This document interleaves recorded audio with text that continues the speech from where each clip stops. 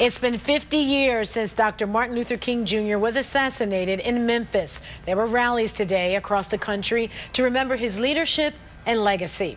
As we honor Dr. Martin Luther King Jr., we're calling in the big guns today. Yes, we are. News 5 commentator Leon Bibb has sat down with Martin Luther King III, even went to jail to interview Dr. King's assassin, and he joins us now with his perspective on this assassination, Leon. I mean, what a day this is, and what a day it was certainly 50 years ago. I certainly remember it quite well. Well, the gunshot still echoes in my memory. Not that I heard it resound, but certainly I felt its emotional impact. It was a single shot which rocked the world as Martin Luther King Jr. was murdered. This man of peace, whose quest for peace, justice, and equality had been stopped by an assassin's bullet 50 years ago. Echoes of that rifle fire still reverberate today. Millions of others will tell you that as they survey their own lives. But something important grew out of that tragic and deplorable event, out of that murder of the iconic figure of the world. Strangely, something positive grew from the horror of that April 4th, 1968, when gunfire silenced the voice of one who dreamed. In a moment, I will speak more on what was to come.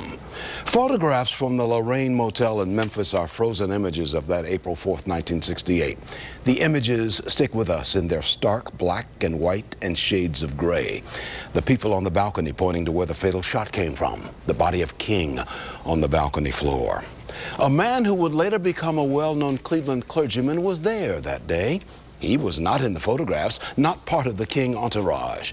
In 1968, the now Clevelander was a Memphis taxi cab driver dispatched to the Lorraine Motel to take Dr. King and his group to dinner.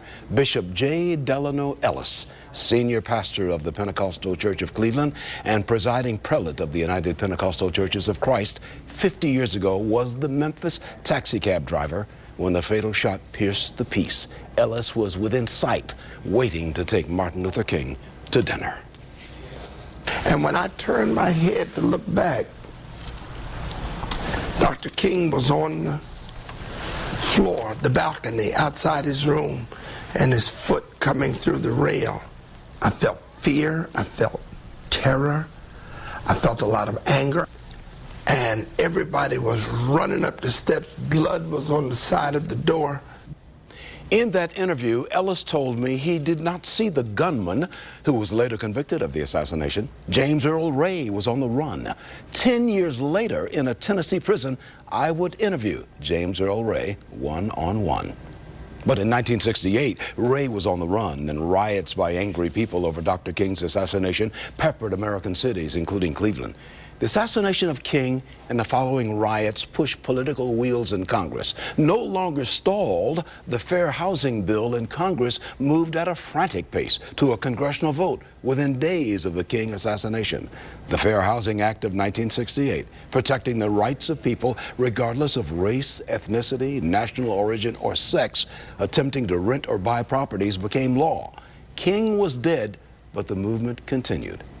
By the way, next week on Wednesday, April the 11th, at the Cleveland City Club, there will be a National Civil Rights Summit where these events of April 68 will be discussed with emphasis placed on Martin Luther King and the Fair Housing Act, which grew from tragedy that day in Memphis. I will be a part of that historic day coming up on April the 11th.